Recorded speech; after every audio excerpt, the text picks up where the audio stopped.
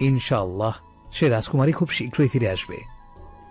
নূর অবাক হলো, তবুও তার চোখ মুখের ভাবভঙ্গিতে প্রকাশ করলো না। আয়াস নূরের হাত ধরে বলল, চলো তোমার স্বপ্নের হাত ধরে রাজকুমারীকে খোঁজা যাক। নূর মুস্কি হাসলো, না বোঝার ভান করলো। আয়াস গেটে পা রাখতে যাবে, তার আগে নূরকে উদ্দেশ্য করে বলল, আমি তোমাকে একটা কাজ দেবো অবশ্যই, কাজটা ঠিকঠাক পালন করবে, ওকে? নূর অবাক হয়ে বলল, কি কাজ? তুমি নিজেকে যাচাই করবে। আমি যতদূর জানি তুমি সহজে কারোর সাথে মিশতে পারো না, তাই এই কাজ দিলাম তোমাকে যে তোমাকে এই বাসার মানুষদের সাথে সহজে মিশতে হবে, আর আমাকে বলতে হবে কাকে তোমার কেমন লাগলো আর কার ব্যবহার কেমন, বুঝলে? নূর বোকার মতো মাথা নাড়ালো। আসলে এই আয়াসের দেওয়া কাজটা ওর কাছে কঠিন মনে হচ্ছে। আয়াস নূরের চেহারা দেখে বলল, কি পারবে না? না করলে পানিশমেন্ট। নূর মুখ ফসকে বলেই ফেলল, আপনার পানিশমেন্ট পেতে খারাপ লাগে না, কিন্তু কিন্তু কাজটা কঠিন। কথাটা বলে নিজের মাথায় টোকা দিল নূর। আয়াস মুচকি হেসে বলল, এখন চলো। আয়াস নূরের হাত ধরে নিয়ে গেল। নূর আর আয়াস বাসায় ঢুকতেই চারদিকে বেশ রমরমা শুরু হয়ে গেল। আজ 12 বছর পর আয়াস এখানে এসেছে। এর আগে ছোটবেলায় আসতো, তাই এখানকার জায়গাগুলো আয়াসের কাছে বেশ অপরিচিত। সময়ের সাথে মানুষ পাল্টায়, তেমনি ঘরবাড়িগুলোও। তাই সময়ের সাথে তাল মিলিয়ে না চললে পেরে ওঠা মুশকিল। 3টে বউ, বেশ আগেকার দিনের মতো 8 পেরে শাড়ি পরেছে, শুধু তফাৎ একটাই, আগেকার মেয়েরা ব্লাউজ পরতো না, তবে শাড়িকে সুন্দরভাবে পরিপাটি করাই তাদের সর্বাঙ্গ ঢাকা থাকতো। কিন্তু এখন যারা ওদের সামনে দাঁড়িয়ে আছেন তারা বেশ পরিপাটি। তাদের পিছনে দাঁড়িয়ে আছে বেশ কয়েকটা বউ। তাদেরকে দেখে আজকালকার মেয়ে মনে হলেও গ্রামে থাকার দরুন পুরনো আভিজাত্য তাদের মাঝে এখনো বিদ্যমান। বউগুলো নূরকে দেখেছে আর মুসকে মুসকে হাসছে। কেউ কেউ আয়েশকে নিয়েও কথা বলছে ফিসফিসিয়ে। এই বাড়ির মেয়েরা অন্দরমহলের বাইরে যায় না, তাই বর্তমান সমাজটা তাদের এখনো চেনা হয়ে ওঠেনি। তবে নূর একজন সাধারণ পরিবারের মেয়ে, তাই অনেক স্বাধীনতা আর একরাশ স্বপ্ন নিয়েও বড় হয়েছে। নূরের বেশ অস্বস্তি ফিল হচ্ছে তাদের এমন চাহনিতে। নূরের কল্পনা জল্পনার রেশ কাটবে কি তার আগেই মধ্যবয়সী একজন মহিলা বলে উঠলেন, আমাদের আয়েশ আর তার বউ, মাশাআল্লাহ, সেই কোন ছোটবেলায় দেখেছিলাম যখন আমার নতুন নতুন বিয়ে হয়েছে তখন। উনি কথা বলে উঠতেই আর একজন মধ্যবয়সী মহিলা বলে উঠলেন, মেজদি, আমি তো শুধু আয়েশ আর তার বাবার গল্প শুনেছি, আগে কখনো দেখিনি। তবে ছেলে আর ছেলের বউ দুজনেই মাশাআল্লাহ। আমার দেখার আশা তো ক্ষীণ, কারণ আমি তো সবচেয়ে ছোট। নূর কথাটা শোনার পর মেজ বউ খানিকটা ঈর্ষান্বিত দৃষ্টিতে তাকালেন। নূর তা খেয়াল করলো, কারণ আয়েশ বলেছে সবাইকে বোঝার চেষ্টা করতে, যে কোনো সময় জিজ্ঞাসা করে উঠতে পারে যে তাকে কেমন লাগলো। তাই আগে থেকে খেয়াল রাখা ভালো, কারণ সাবধানের মার নেই। আয়েশ মুখ খুলে বলল, এবার অবশ্য না, ইনি আমার মেজো মামি, ইনি সেজো মামি, আর ইনি ছোট। নূর অবাক হয়ে তাকিয়ে বলল, আর বড়টা? উনি বুঝি আর নেই? থাকবে না কেন, বড় আপা তো অসুস্থ, তাই তিনি সবসময় ঘরে থাকেন, বাইরে আসেন না। তার কথা শুনে মেজ বউ বলল, থাক থাক এসব কথা।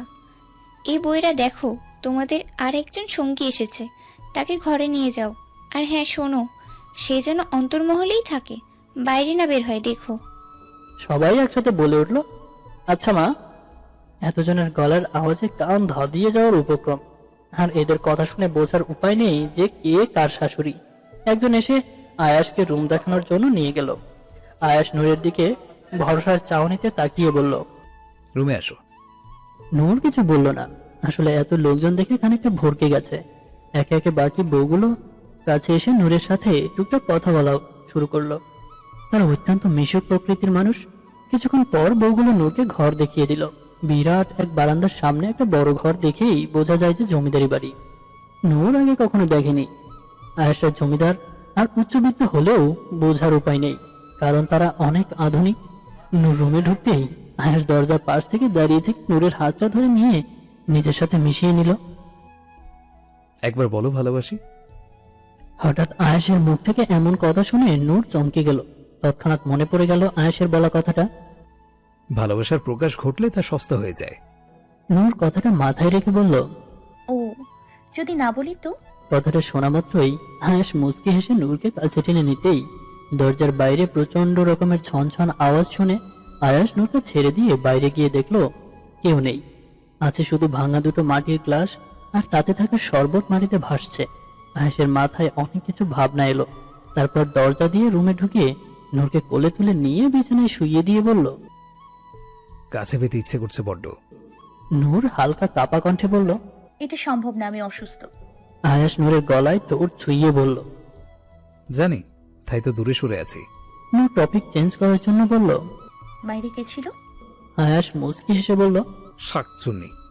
কথাটা শুনে আয়াস নূর দুজনেই হেসে ফেলল। আচ্ছা, আপনাকে একটা কথা জিজ্ঞেস করব? না মানে আমি বলতে চাইনি, বাট জানার কৌতূহল জাগছে প্রচুর। বলি? নূরের মাথায় আঁকিবুকি করতে করতে বলে উঠল আয়াস। বলো। নূর একটু ইতস্তত বোধ করে বলল। না মানে আমি যতদূর জানি বা যতদূর শুনেছি যে আপনার মামা মাত্র একটা, তাহলে এতগুলো মামি হয়ে গেল কি করে? 4টে মামি, আর তাদের এতগুলো বউ কিভাবে? আয়াস এবার একটু জোরে খিলখিলিয়ে হেসে বলল। তোমাকে বলেছিলাম না আফুসোনা, যে বংশ পরম্পরা বজায় রাখার কথা। আমার মামাও তাই করেছেন। তিনিও 4-4টে বিয়ে করেছেন, আর তাদের এতগুলো বংশধর। আয়াসের কথাটা শুনে নূর চমকে উঠল। ভেবে অবাক হলো খুব।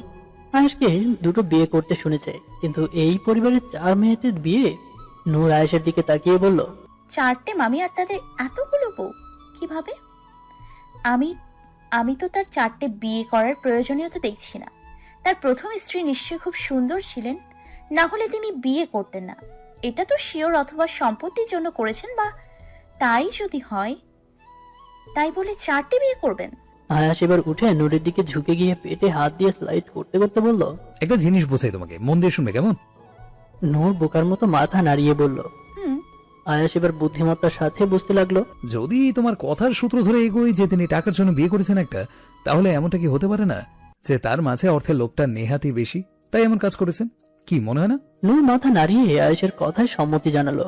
তারপর আয়াস আবার বলল। শোনো, তারপর তো একবার সে টাকার প্রতি ভালোবাসা পেয়ে যাবে, সে আরো টাকা পেতে চাইবে, আর তা খুব সহজেই হাসিল করার উপায় কি? কি? আবার বিয়ে করা। মানে এটা বোঝায় যে উনি সেই কারণেই এতগুলো বিয়ে করেছেন। আমি তো ভাবলাম আরো কয়েকটা করবে, কিন্তু তা করেনি, এটাই ভালো। কথাটা শুনে নূর জিভে কামড় দিয়ে বলল। নাউজুবিল্লাহ, আমার জামাই এমন করলে আমি তো এক কোপে ফালা করে দিতাম। কথাটা বলতে বলতে নূর মারার মতো করে হাত উঠালো। আয়াস এবার নূরের গায়ে ঘা ঘেসে বলল। তোমার এত সাহস আছে আমাকে মারার, আফুসোনা? নূর অবাক হয়ে বলল। তার মানে আপনিও 4টে বিয়ে করবেন? আয়াস নূরের গলায় নাক ঘষে বলল। নূর বিছানা ছেড়ে উঠে শাড়ি ঠিক করতে করতে বলল। তাহলে জেনে রাখুন, সেদিন আমিও আপনাকে ছেড়ে চলে যাব। আয়াস ভ্রু নাচিয়ে বলল।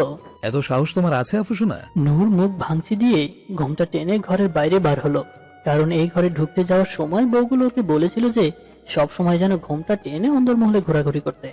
ঘরের বউ বাইরে বার হলে কোনো বউকে দেখলো না, তবে কিছু পুরুষকে দেখলো বারান্দাগুলো সাজাতে, কারণ কালকে অনুষ্ঠান আছে। নূর তাদের দেখে ঘোমটাটা আর একটু টেনে দিল। যদি এটা দেখে কেউ আবার কোনো মন্তব্য করে তখন? হয়তো সবাই এখন রান্নার কাজে ব্যস্ত, তাই কারোর দেখা মিলছে না। নূর হাঁটতে লাগলো। বারান্দাটা অনেক বড়, আসলে বলতে গেলে পুরো বাড়িটাই অনেক বড়। কিছু কিছু জায়গায়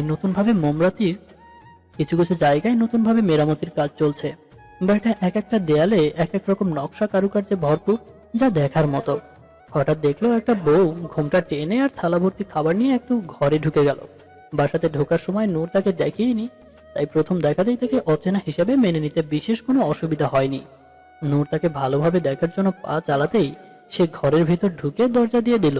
দরজার বিরাট খট করে আওয়াজে নূর দূর থেকেই কেঁপে উঠল। তার পোশাক আশাক এই বাড়ির বউগুলোর মতো অতটা সুন্দর না হলেও সাধারণ। তাহলে মেয়েটা কি বাসার কাজের লোক? কথাটা ভেবে নূর সেখানে কিছুক্ষণ দাঁড়িয়ে রইল। নূর পা বাড়িয়ে অন্যদিকে যেতে যাবে, তখনই সেই ঘর থেকে তীব্র আওয়াজ ভেসে এলো এক মহিলার কণ্ঠের। এক প্রকার পাগল পাগল স্বভাবের মানুষের গলা, যা থেকে বোঝা যাচ্ছে সেই ঘরে এমন কাউকে রাখা হয়েছে যে মানসিক ভারসাম্যহীন। নূর তাই খুব সহজেই ভেবে ফেললো যে মেয়েটা নেহাতি তার দেখাশোনার কাজ করে। নূরের কেন জানি না খুব আগ্রহ জাগলো বিষয়টা নিয়ে, যে কে এমন থাকতে পারে এই জমিদার বাড়িতে যে মানসিক ভারসাম্যহীন। ভাবলো বেশ কিছুক্ষণ দাঁড়িয়ে অপেক্ষা করবে আর মেয়েটাকে জিজ্ঞেস করবে যে কে আছে সেই ঘরে। কথাটা ভেবে সেভাবেই ঠায় দাঁড়িয়ে রইল।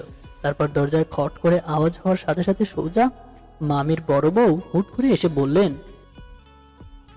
কি গো, তুমি এই ঘরের সামনে কি করছো? চলো চলো, এখানে থেকো না, খাবার সময় হয়ে এসেছে।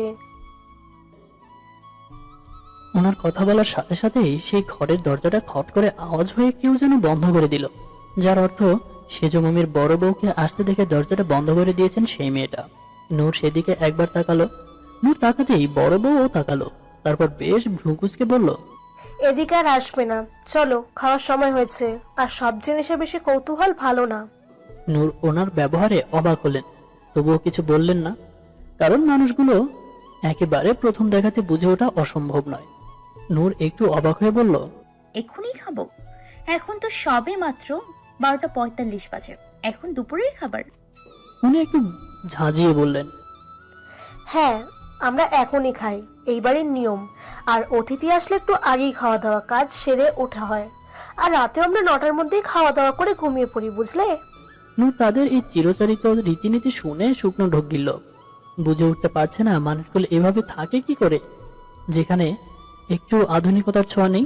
তবুও বাধ্য মেয়ের মতো মাথা নাড়ালো। কোনো কথা না বাড়িয়ে ওনার পিছু পিছু হাঁটলো নূর। আয়াস কোথাও যাবে সেই কথাটা নিয়ে জিজ্ঞাসাও করতে পারেনি, কারণ তাতেও যদি আবার একটু কথা শুনতে হয় তখন। তাই মুখ বুঝেই চুপচাপ হাঁটলো। খাবার ঘরে গিয়ে খাবার রমরমা আয়োজন দেখে নূরের মাথা ঘুরে আসার উপক্রম। এত খাবার একটা মানুষ কিভাবে খাবে? নূর খাবারের সামনে বসে বলল, এটা আমার একার খাবার নাকি সবার?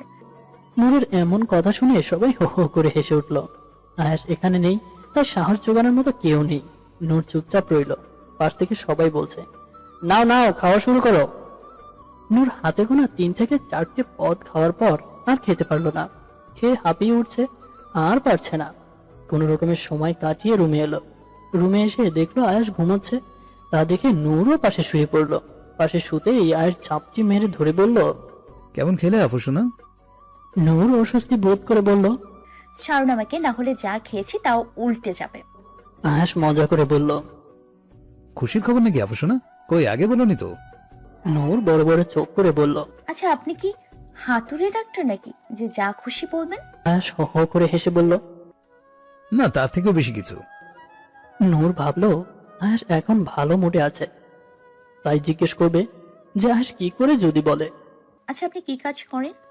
নূরের আচমকা এমন কথাতে আয়াস ঘাবড়ালো না, খুব স্বাভাবিকভাবে বলল, কিছু না, অনলি ভবঘুরে। নূর মুখ ঘুরিয়ে পাশ ফিরে শুয়ে বলল, থাক, বলতে হবে না। বারবার আপনার মুখ থেকে মিথ্যে কথা বলিয়ে আবার গুনাহ বাড়াতে চাই না।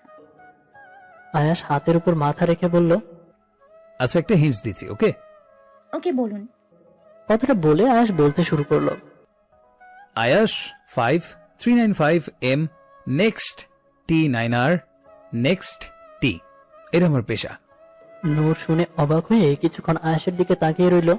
তারপর কিছু বুঝতে না পেরে বিরক্ত হয়ে ওর মাথায় বালিশটা আয়াসের দিকে ছুঁড়ে বলল, আপনি স্টুপিড যে আপনাকে জিজ্ঞেস করেছি। আয়াস মুস্কি হেসে নূরকে জড়িয়ে বলল, রাগ করে না, তুমি আমার আফুসোনা। তুমি কি মেয়েটার কথা একবারই ভুলে গেছো রেদওয়ান? না মানে মেয়েটা একটা ভুল করেই ফেলেছে, তাই বলে এমন ব্যবহারও তার প্রাপ্য নয়। রিদওয়ান ওর ডায়েরিতে কিছু একটা লিখতে লিখতে বলল, আমি তো বলেছি যে বাবা, মায়া যেদিন নিজের ভুল বুঝতে পারবে সেদিনই না হয় ওর কাছে ফিরে যাব আমি। আর তাছাড়া দেখলেই তো, সেদিনের পর থেকে না একবার ফোন করে সরি বলেছে, না একবার খোঁজও নিয়েছে। উনি চিন্তিত মুখ করে চুপ করে রইলেন। কি বা বলার আছে? ওনার যেখানে ওরা নিজেরাই নিজেদের মধ্যে সমস্যাগুলো মেটাতে নারাজ, সেখানে উনি কি করবেন? আর রিদওয়ান বেশ কিছুক্ষণ পর বলল, আমি আর এখন এই বিষয়ে কোনো কথা বলতে চাই না, আর না কিছু ভাবতে চাইছি। আমরা বরং আম্মুকে খুঁজতে মনোযোগ দিই, সেটাতেই ভালো হবে। কথাটা শোনার পর আরাফাত সাহেবের মাঝে কোনো হেলদোল নেই দেখে রিদওয়ান বলল, কি হলো, চুপ করে আছো কেন? আম্মুকে খুঁজবে নাকি? সে এত বছর আমাদের মাঝে ছিল না বলে তার প্রয়োজন মতো ফুরিয়ে গিয়েছে কোনটা? নাকি তুমি তার ব্যাপারে একেবারেই উদাসীন? রিদওয়ানের এমন খোঁচা দেওয়ার কথা শুনে উঠে উনি দাঁড়ালেন। তারপর বললেন, সে নিজে থেকে হারিয়ে গেছে, আমরা তাকে হারিয়ে যেতে বলিনি। অতঃপর সে যখন এতদিনও নিজের ইচ্ছেতে ফেরেনি, তাই আমার মনে হয় তার প্রতি এত ভাবনা ভেবে নিজেদের রাতের ঘুম নষ্ট করা নেহাতই বোকামোর কাজ রেদওয়ান। তাই তোমাকেও বলছি, তার ফিরে আসার আশা ছেড়ে দাও। সে নিজের ইচ্ছাতে হারিয়ে যায়, সে কখনো ফিরে আসে না। কথাটা বলে উনি চলে যেতে নিলেই রিদওয়ান বলল, তুমি যখন আম্মুর আর কোনো খোঁজ খবর রাখতে চাইছো না, তখন আমার আর মায়ের ব্যাপারেও কোনো কথা বলবে না, এটাই আশা রাখবো। কারণ তুমি নিজের জীবনের সিদ্ধান্ত নিয়ে অনিশ্চয়তার মাঝে। কথাটা হয়তো বড্ড বেশি আত্মসম্মানে লাগলো ওনার, তাই আর বেশি কথা না বাড়িয়ে সেখান থেকে চলে গেলেন। কথায় কথা বাড়ে। নূর আয়াসের পাশে শুয়ে আছে, আর আয়াসও অন্যদিকে মুখ করে শুয়ে আছে। দুজনেই কেউ কারোর সাথে কোনো কথা বলছে না, এক প্রকার নীরবতা চলছে দুজনের মাঝে।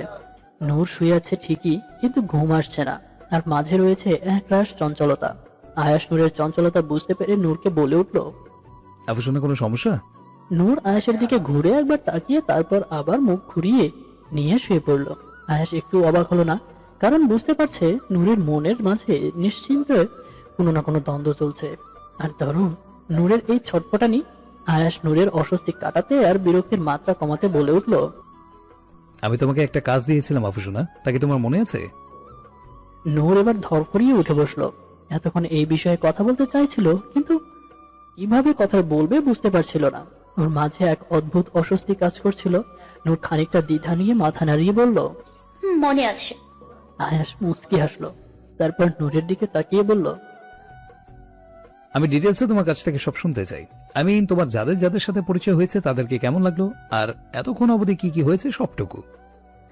নূর একটা স্বস্তির নিঃশ্বাস নিয়ে বলল, আমি যতদূর জানি আর আপনি যতদূর বলেছেন তার ভিডিওতে বলছি, আপনার তো 4টে মামি, তার মধ্যে আপনার বড় মামি, সে কিনা অসুস্থ, তাই তাকে এখনো দেখা হয়ে ওঠেনি।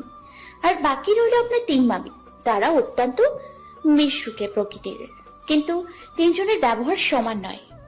মানে যেমন দেখুন, আপনার মেজো মামি, উনি একটু চুপচাপ ধরনের, প্রয়োজন ছাড়া কথা বলতে পছন্দ করে না এমন। তারপর আপনার সেজো মামি, উনি মিশুকে হলেও একটু কর্তৃ ধরনের ভাব আছে ওনার মধ্যে। যেমন ধরুন, উনি সকলের উপর নিজের আধিপত্য বিস্তার করতে পছন্দ করেন এবং তিনি সফলও হন, এবং কাউকে খুব সহজে দমিয়ে ফেলার ক্ষমতা ওনার মাঝে আছে। এক প্রকার আদর্শ জমিদার বাড়ির বউ, কিন্তু কিছু কিছু ক্ষেত্রে ওনার ব্যবহারগুলো একটু নরম সরম হওয়া উচিত। তারপর এলো আপনার ছোট মামি, তিনি খুবই মিশুকে আর প্রাণোচ্ছলে এবং সহজে আপন করার ক্ষমতা ওনার আছে, কিন্তু যেহেতু উনি এই বাড়ির ছোট বউ, সেই কারণে হলেও উনি নিজেকে খানিকটা সংযত করে রাখেন। তারপর বাড়ির বউদের কথা যদি বলি, সবাই খুবই ভালো, আমাকে অনেক অনেক আপন করে নিয়েছে, কিন্তু আলাদা করে সবার সাথে কথা বলার সুযোগ হয়ে ওঠেনি। কিন্তু যার সাথে খানিকটা হলেও আমার সময় কেটেছে, তিনি হলেন সেজো মামির বড় বউ, যিনি খুবই সচেতন এবং কঠোর। উনিও হয়তো মেজমামির ধারা পেতে চাইছেন। কথাটা বলে নূর থেমে গেল। আয়াস নূরের চোখের দিকে তাকিয়ে বলল, বেশ ভালোই নিচে দায়িত্ব পালন করছো দেখছি। তা প্রমোশন হিসেবে কি চাও? আদর করি, চলবে? নূর খানিকটা লজ্জা পেল আয়াসের কথা শুনে, কিন্তু তার চোখে মুখে প্রকাশ করলো না, না হলে আয়াস এক্ষুনি শুরু হয়ে যাবে। নূর আয়াসের কথাতে কোনো রকম রেসপন্স না করে বলল, সবচাইতে একটা বিষয়ে অবাক হয়েছি আমি, কি জানেন? আয়াস নূরকে কাছে টেনে বলল, তুমি না বললে জানবো কি করে আফুসোনা, বলো তো? নূর ওর কোমর থেকে আয়াসের হাতটা ছাড়ানোর জন্য চেষ্টা করে বলল, ছাড়ুন না, সবসময় তো রোমান্টিক কথা কোথা থেকে আসে আপনার? আমাকে ছাড়ুন, না হলে কিন্তু বলবো না কিছু। আয়াস আরো শক্ত করে জড়িয়ে ধরে বলল, না বললে না বলবে, কিন্তু আমি ছাড়বো না, এটা জেনে রেখো। নূর বিরক্ত হয়ে বলল, বুঝেছি, আপনি বড্ড ঘাট তারা। যাই হোক, এই বাসাতে একটা ঘর আছে যেখানে মানসিক রোগী থাকে। তার কণ্ঠস্বর শুনে মহিলার কণ্ঠ বলে মনে হলো, কিন্তু তাকে আমি দেখিনি, কেবল তার ঘরের বাইরে থেকে তার গলার আওয়াজ শুনেছি। এবং তাকে একটা বউ খাবার দিতে আসে, যাকে কিনা আমি আগে দেখিনি, মানে বাড়ির সব বউগুলোর সাথে দেখিনি। হয়তো মেয়েটা বাড়ির কাজের লোক, কিন্তু পোশাক দেখে তা মনে হয় না। ঘরটাতে কে থাকে আমি জানার জন্য চেষ্টা করলাম, কিন্তু তার আগেই সেজো মামির বড় বউ এলেন এবং আমাকে সতর্ক করেছেন যে আমি যেন ওই ঘরের সামনে দ্বিতীয়বার না যাই। তখন আমি তার ব্যবহারে বুঝলাম যে অনেকটা সেজো মামির মতোই, খানিকটা রুগ্ন। কথাটা বলে নূর লম্বা একটা নিঃশ্বাস নিল। আয়াস তখনই ধপ করে নূরকে বিছানায় ফেলে নূরের ঠোঁটের ঠোঁট ছোঁয়ালো, আর নূরকে বুঝতে দিল না যে নূরের বলা কথাগুলো ওর কি পরিমাণে উপকার বা অপকারে লেগেছে, বা ওকে কতটা সাহায্য করেছে। কারণ নূরকে জানানোর সঠিক সময় এখন আসেনি। আচমকাই এমন কিছু হওয়াতে নূর বেশ চমকালো, আর আয়াসের চুলের মুঠি ধরে আছে ও। আয়াস ছাড়ছে না, হয়তো মনে মনে নূরও আয়াসকে ছাড়তে চাইছে না। কিছুক্ষণ পর আয়াস নূরের থেকে সরে আসতেই আয়াস বলল, তোমাকে অক্সিজেন দিলাম, দেখলাম তুমি হাঁপাচ্ছ। নূর রাগে চোখে আয়াসের দিকে তাকিয়ে বলল। এটা কোন ওই? আয়াস মুস্কি হেসে বলল। শেখার কোনো বয়স নেই আফুসোনা, এগুলো হলো আমার ডেভিল টাইপের ট্রিক্স, শিখে নাও, পরে কাজে লাগবে। কথাটা বলে আয়াস নূরকে জড়িয়ে ধরে শুয়ে পড়ল। নূর ঠোঁটটা মুছে পাশ ফিরে শুয়ে পড়ল। গায়ে একটা সবুজ রঙের পাঞ্জাবি পরে আছে আয়াস, চুলে জেল দিয়ে চুলটা সেট করে আবার গায়ে একটা ফ্রেঞ্চ পারফিউম লাগাচ্ছে আয়াস। পাশে নূর চুল আছড়াতে আছড়াতে আয়েশের দিকে আর চোখে তাকাচ্ছে।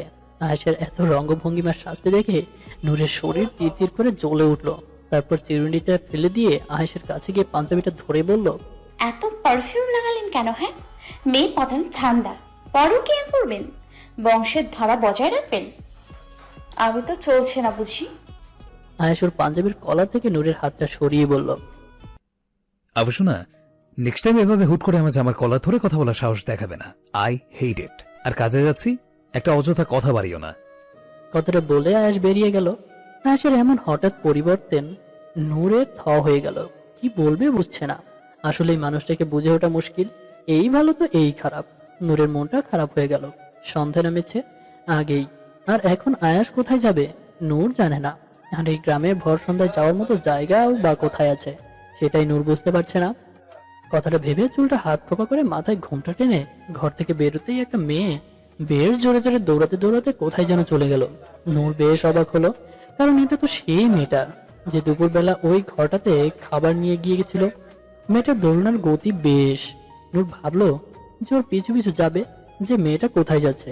তাই মেয়েটার পিছু পিছু পা চালালো, কিন্তু এইভাবে পা চালালেও ধরতে পারবে না। তাই নূরও মেয়েটার পিছু পিছু ছুটলো।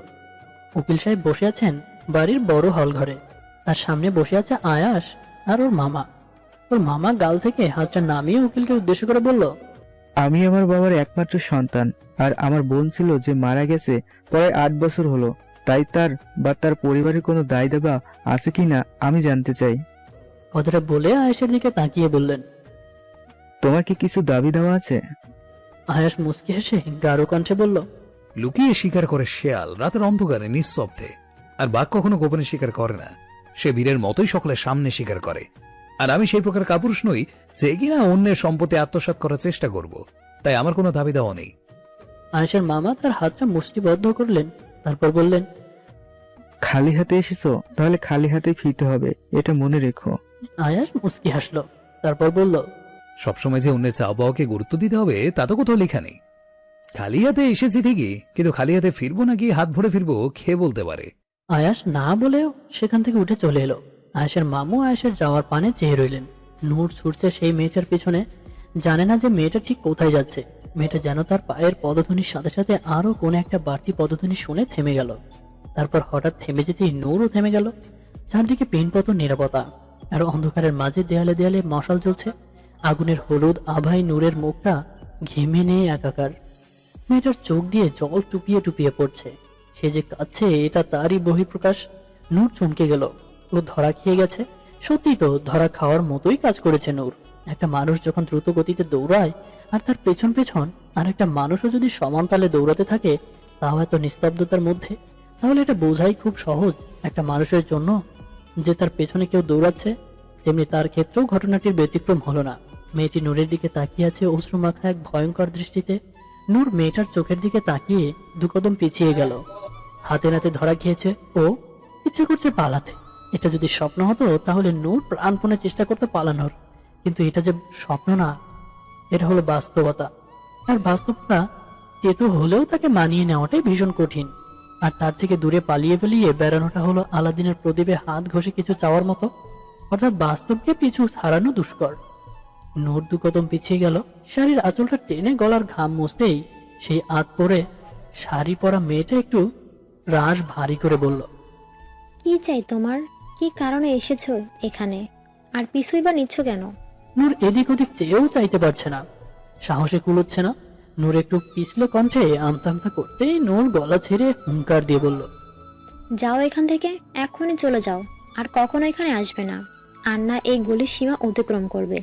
অন্যথায় নিজের বিপদ নিজেই টেনে আনবে নয়তো। নূর ভয়ে কুকড়ে গেল। কাঁপা কাঁপা কণ্ঠে কিছু বলতে চাইলেও মেয়েটা আবার বলল, বলেছি না যাও। নূরের শরীর কেঁপে উঠল, শরীরের লোমগুলো শিউরে উঠল, ঠোঁট কাঁপছে। জিজ্ঞেস করতে ইচ্ছে করছে অনেক কিছু, কিন্তু চাইলেও কিছু বলতে পারবে না, কারণ ইতিমধ্যেই দ্রুত সেই স্থান পরিত্যাগ করার নির্দেশ পেয়েছে।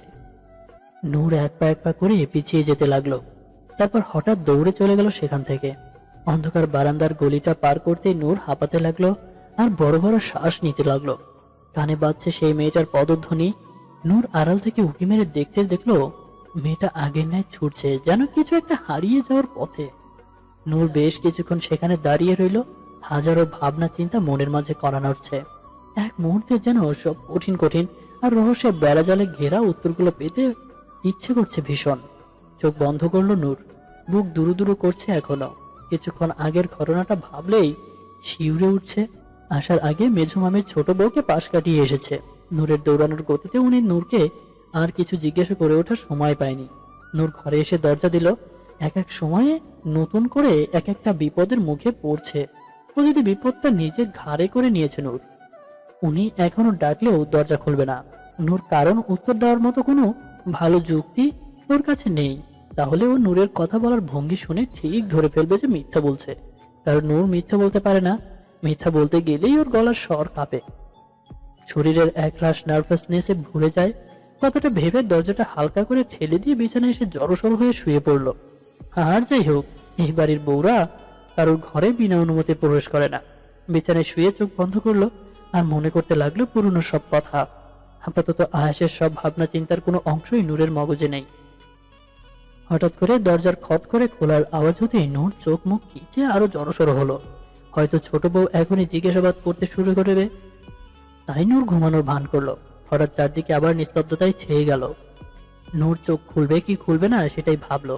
সেই সময় পেট থেকে শাড়ির আঁচলটা সরিয়ে অপর একটা হাত ওর উপর স্পর্শ করে ঘাড়ে এসে নামতে নূর একটু ভীত হলো। ঠোঁটের স্পর্শগুলো গলায়, ঘাড়ে আর গালে এসে উঠতে বুঝতে বিন্দুমাত্র দ্বিধা হলো না যে আয়াস এসেছে। আয়াসের ঠোঁটের স্পর্শগুলোর সাথে কোমরে আর পেটের হাতের স্পর্শগুলো বাড়তে লাগলো। নূর হালকা চোখ খুলে বেশ নরম কণ্ঠে বলল, সরে যান, কাছে আসবেন না। কিন্তু আয়াস নূরকে কখনোই পরোয়া করেনি। তাই আজও কোনো কথা গায়ে না মেখে নূরকে সোজা করে শোয়াতেই নূর চোখ খুলল।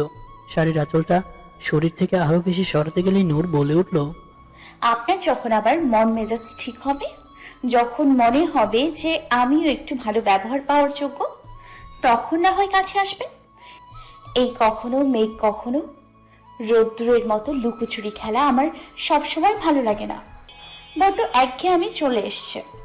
সামান্য অভিমান মিশ্রিত কণ্ঠে বলল নূর, কারণ কিছুক্ষণ আগে আয়াস ওর প্রতি আচমকাই যে ব্যবহারগুলো করে গেছে সেগুলো নূরের কাম্য না। তাই এক্ষেত্রে নূরের কথাটা বলাটা জায়েজ। কথাটি শোনার পর আয়াস বেশ কিছুক্ষণ নূরের দিকে তাকিয়ে রইল। নূরের চোখের দিকে তাকিয়ে আয়াস কি ভেবেছে নূর জানে না, বা ওর কথাগুলো আয়াসের মনে গিয়ে আঘাত করছে কি তাও জানে না।